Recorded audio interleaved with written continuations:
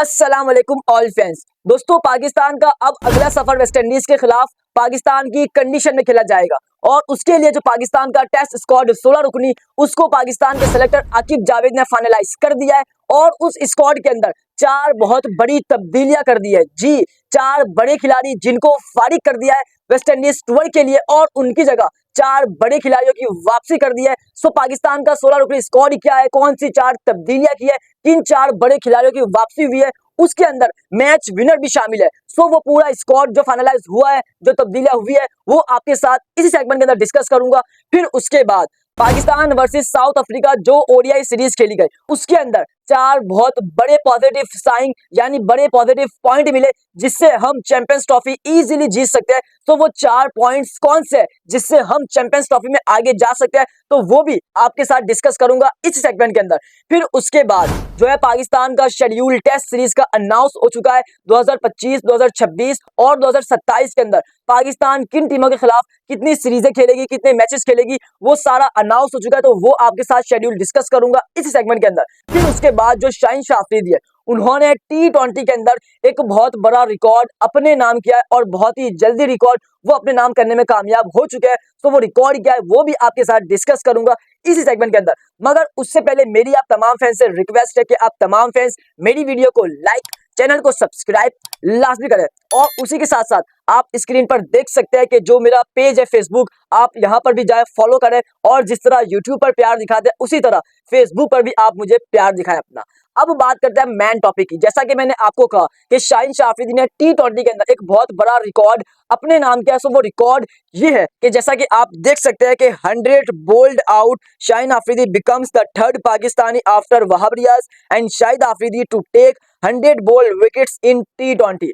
यानी पाकिस्तान के तीसरे खिलाड़ी शाहीन शाह अफरीदी बन गए वहाब रियाज और शाहिद अफरीदी के बाद कि जिसने T20 के अंदर सबसे ज्यादा बोल्ड आउट किया। यानी शाहीन शाह अफरीदी 100 बोल्ड करने में कामयाब हो चुके और तीसरे पाकिस्तान के खिलाड़ी बन गए वहाब और शाहिद अफरीदी के बाद। उसके बाद जैसा कि मैंने आपको कहा कि जो पाकिस्तान की टेस्ट सीरीज का शेड्यूल है वो अनाउंस हो चुका है। 2025, 2026 और 2027 के अंदर पाकिस्तान कितनी सीरीजें खेलेगी, किन के खिलाफ खेलेगी और कितने मैचेस खेलेगी। तो जैसा कि आप स्क्रीन पर देख सकते हैं कि जनवरी 2025 के अंदर पाकिस्तान 2 टेस्ट मैचेस खेलेगी वेस्ट इंडीज के खिलाफ जो अभी 17 जनवरी से स्टार्ट होंगे। उसके बाद अक्टूबर में 2025 के अंदर पाकिस्तान फिर 2 टेस्ट मैचेस खेलेगी और अपने घर खेलेगी और वो होंगे साउथ अफ्रीका के खिलाफ। यानी 2025 के अंदर सिर्फ पाकिस्तान 2 सीरीजें खेलेगी टेस्ट मैचेस की, यानी 4 मैचेस सिर्फ खेलेगी टेस्ट के। उसके बाद 2026 के अंदर मार्च में पाकिस्तान 2 टेस्ट मैचेस खेलेगी बांग्लादेश के खिलाफ। फिर जुलाई के अंदर 2 टेस्ट मैचेस वेस्ट इंडीज के खिलाफ 2026 में खेलेगी। उसके बाद 2026 के अंदर अगस्त के अंदर 3 टेस्ट मैचेस पाकिस्तान खेलेगी इंग्लैंड के खिलाफ। फिर नवंबर की बात करें तो नवंबर में 2026 में 2 टेस्ट मैचेस श्रीलंका के खिलाफ पाकिस्तान अपने घर खेलेगी। उसके बाद 2027 के अंदर सिर्फ पाकिस्तान 2 टेस्ट मैचेस खेलेगी अपने घर, वो होंगे न्यूजीलैंड के खिलाफ। यानी 2025 के अंदर पाकिस्तान की सिर्फ 2 सीरीजें होगी और 2027 के अंदर सिर्फ 1 सीरीज रखी गई है। तो ये पाकिस्तान का टेस्ट सीरीज का शेड्यूल है जो अनाउंस हो चुका है। उसके बाद हम बात करते हैं जो पाकिस्तान वर्सेस साउथ अफ्रीका उनके खिलाफ जो ओडीआई खेला गया उसमें 4 ऐसे पॉइंट पॉजिटिव साइन जिससे हम चैंपियंस ट्रॉफी इजीली जीत सकते हैं। सो वो पॉजिटिव साइन ये है कि जैसा कि सबसे पहले Babar Azam is back among scoring runs, यानी बाबर आजम फॉर्म में आ चुके हैं, उनके रन्स अब अपने बल्ले से आना स्टार्ट हो चुके हैं। तो ये पाकिस्तान के लिए एक पॉजिटिव साइन है जिसमें पाकिस्तान चैंपियंस ट्रॉफी के अंदर बहुत कुछ कर सकता है। उसके बाद दूसरा पॉजिटिव साइन ये है कि जो Shaheen Shah Afridi bowled in good rhythm with 140 plus speed, यानी जो शाहीन शाह अफरीदी की स्पीड 140 से कम हो चुकी थी 130, 128, 132, सो वो अब इंक्रीज हो गई है और 140 प्लस चली गई है। सो ये एक पॉजिटिव साइन एक और हमें मिला है चैंपियंस ट्रॉफी के लिए। उसके बाद जो तीसरा पॉजिटिव साइन है यानी जो मेन पॉइंट है वो ये कि Mohammad Rizwan continue to impress leading ODI team before Champions Trophy 2025। यानी चैंपियंस ट्रॉफी से पहले मोहम्मद रिजवान ने सबको इंप्रेस कर दिया पाकिस्तान फैंस को, क्योंकि वो ओडीआई के अंदर पाकिस्तान टीम के ऐसे कप्तान बन गया, फ्रंट से लीड भी कर रहे और सबको इंप्रेस किया है। और ये सबसे मेन पॉइंट है पॉजिटिव साइन चैंपियंस ट्रॉफी में जिससे हम आगे जा सकते हैं। उसके बाद जो चौथा पॉजिटिव साइन है वो ये कि साइम अयूब लुक 3 डिसमिसल, यानी साइम अयूब की जो साउथ अफ्रीका के खिलाफ जो परफॉर्मेंस थी, उन्होंने 3 बार ट्रॉफी अपने नाम की। तो इसका मतलब ये है कि उनकी फॉर्म आ चुकी है और वो एक चौथा पॉइंट है जिससे हम चैंपियंस ट्रॉफी में बड़ा टोटल लगा सकते हैं। और ये पाकिस्तान के लिए 4 मैन पॉइंट है जिससे चैंपियंस ट्रॉफी पाकिस्तान इजीली जीत भी सकता है और अच्छा परफॉर्म भी कर सकता है। उसके बाद बात करते हैं असल टॉपिक की, मेन टॉपिक की, जिसका फैंस इंतजार कर रहे हैं कि जी जो पाकिस्तान का अब अगला टूर वेस्ट इंडीज के खिलाफ अपने घर है, सो उसमें पाकिस्तान का 16 रुकनी स्क्वाड क्या होगा और क्या तब्दीलियां होगी। तो भाई जो पाकिस्तान का 16 रुकनी स्क्वाड है वो पाकिस्तान के सेलेक्टर आकिब जावेद ने लगभग फाइनलाइज कर दिया है। तकरीबन मैं तो यही कहूंगा कि फाइनलाइज कर दिया है। और उस स्क्वाड के अंदर 4 बहुत बड़ी तब्दीलियां कर दी गई है जी, जिसके अंदर आप देखें तो सबसे बड़ा एक साइम अयूब जो इंजर्ड है, तो वो तो आपको इस सीरीज में नजर नहीं आएंगे। उसके बाद जो दूसरी तब्दीली है वो होगी अब्दुल्ला शफीकी, जिनको अफ्रीका के खिलाफ मौका नहीं दिया। इसका मतलब यही है कि उनको आगे सीरीज के अंदर मौका नहीं दिया जाएगा और साफ साफ मालूम सोर्सेज से यही पड़ रहा है कि जो वेस्ट इंडीज के खिलाफ है वो अब्दुल्ला शफीक नहीं नजर आएंगे खेलते हुए। उसके बाद जो तीसरा चेंज होगा वो ये होगा कि नसीम शाह उनको आराम दिया जाएगा चैंपियंस ट्रॉफी के लिए, क्योंकि आप देखें जिस तरह जसप्रीत बुमराह वो भी इंजर्ड हो चुके हैं। उसके बाद पाकिस्तान के साइम अयूब भी इंजर्ड हो चुके हैं। यानी चैंपियंस ट्रॉफी से पहले मैन बॉलर्स को बचाना चाहते हैं, जिसकी सूरत में नसीम शाह को भी वेस्ट इंडीज टूर के अंदर रेस्ट दिया जाएगा।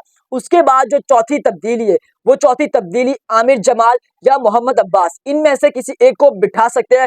और क्यों बिठा सकते हैं? क्योंकि जो पाकिस्तान की पिचेस है वो स्पिन ट्रैक है और यहाँ पर मुझे ऐसा लगता है कि मोहम्मद अब्बास को बिठाया जाएगा, क्योंकि उनका जो काम है वो साउथ अफ्रीका, न्यूजीलैंड इस तरह की कंडीशन में होगा। सो ये 4 चेंज होने जा रहा है, यानी 4 बड़े खिलाड़ी इनको ड्रॉप करने जा रहे हैं, इनको फारिग कर दिया है और ये फाइनल फैसला हो चुका है और इनको पैगाम भिजवा दिया कि जी आप वेस्ट इंडीज टूर के अंदर नहीं होंगे।